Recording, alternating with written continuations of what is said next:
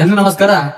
ಏನಪ್ಪಾ ಅಂದ್ರೆ 100 ದಿನಗಳಲ್ಲಿ 1,00,000 ಕುಟುಂಬ ಪೂರ್ಣಗೊಳ್ಳುವಂತ ದಿನಗಳು. ಇಲ್ಲಿ ಪ್ರಶ್ನೆ ನೋಡ್ರಿ, ಪ್ರಮುಖ ಪ್ರಶ್ನೆ ಏನಾದ್ರು ಬಂದ್ರ ಕರ್ನಾಟಕದ ಮಾಟಿ ಉತ್ತರ ಎಂದು ಯಾರು ಬರೆಯುತ್ತಾರೆ?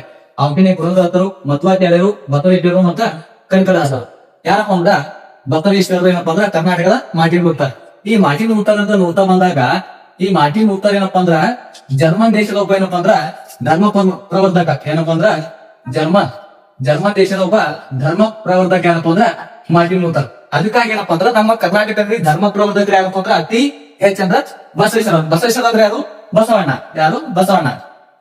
ಬಸವಣ್ಣ. ಓಕೆ.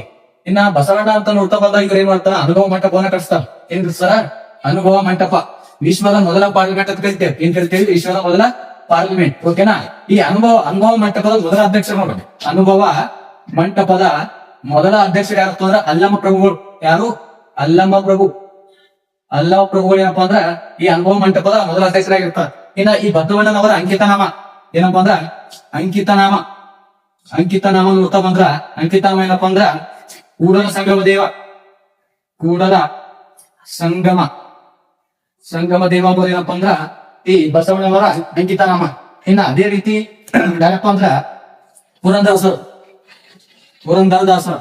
ಈ ಪುರಂದರದಾಸರು ಏನಪ್ಪಾ ಅಂದ್ರ ಅಂಕಿತನಾಮ ಯಾವ್ದಪ್ಪ ಅಂದ್ರ ಅಂಕಿತನಾಮ ಪುರಂದರ ವಿಠಲ. ಇದು ಇಂಪಾರ್ಟೆಂಟ್ ನೋಡ್ರಿ. ಜಾಸ್ತಿ ಏನಪ್ಪಾ ಅಂದ್ರ ಪುರಂದರ ಅಂಕಿತನಾಮ ಏನಪ್ಪಾ ಅಂದ್ರ ಪುರಂದರ ವಿಠಲ. ಇವರ ಪ್ರತಿಪಾದಿಸಿದಂತ ಸಿದ್ಧಾಂತ ಯಾವ್ದಪ್ಪ ಅಂದ್ರ ನೋಡ್ ಪುರಂದರ ವಿಠಲ. ಇವ್ರು ಪ್ರತಿಪಾದಿಸುವ ಸಿದ್ಧಾಂತ ಯಾವ್ದಪ್ಪ ಅಂದ್ರ ಅದ್ವೈತ ಸಿದ್ಧಾಂತ. ಯಾವ್ದಪ್ಪ ಅಂದ್ರ ಅದ್ವೈತ ಸಿದ್ಧಾಂತ. ಹಾಗಾಗ ಬಸವಣ್ಣನ ಪ್ರತಿಪಾದಿಸುವ ಸಿದ್ಧಾಂತ ಯಾವುದು? ಇವ್ರ ಸಿದ್ಧಾಂತ ಯಾವ್ದಪ್ಪ ಅಂದ್ರ ಶಕ್ತಿ ವಿಶಿಷ್ಟ ದ್ವೈತ ಸಿದ್ಧಾಂತ. ಶಕ್ತಿ ವಿಶಿಷ್ಟ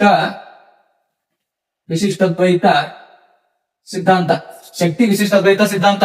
ಈ ನೆಕ್ಸ್ಟ್ ಏನಪ್ಪ ಅಂದ್ರ ಮಧ್ವಾಚಾರ್ಯರು. ಈ ಮಧ್ವಾಚಾರ್ಯ ಏನಪ್ಪಾ ಅಂದ್ರ ಅವು ಪ್ರತಿಪಾದಿಸುವಂತ ಸಿದ್ಧಾಂತ ಯಾವ್ದಪ್ಪ ಅಂದ್ರ ದ್ವೈತ ಸಿದ್ಧಾಂತ. ಯಾವ್ದಪ್ಪ ಅಂದ್ರ ದ್ವೈತ ಸಿದ್ಧಾಂತ. ಇನ್ನ ಪುರಂದರದಾಸರಿಗೆ ಕರ್ನಾಟಕದ ಸಂಗೀತ ಪಿತಾಮಹ ಅಂತ ಕರಿತೇವೆ.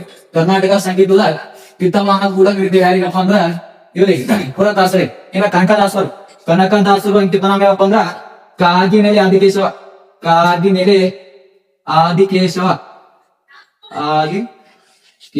ಕಾಗಿನೆಲೆ ಆದಿಕೇಶವ ಅಂತ ಯಾರಿಗಿರ್ಬೇಕು ಅಂದ್ರ ಅಂಕಿತನಾಮ ಯಾವಪ್ಪ ಅಂದ್ರ ಕನಕದಾಸರು.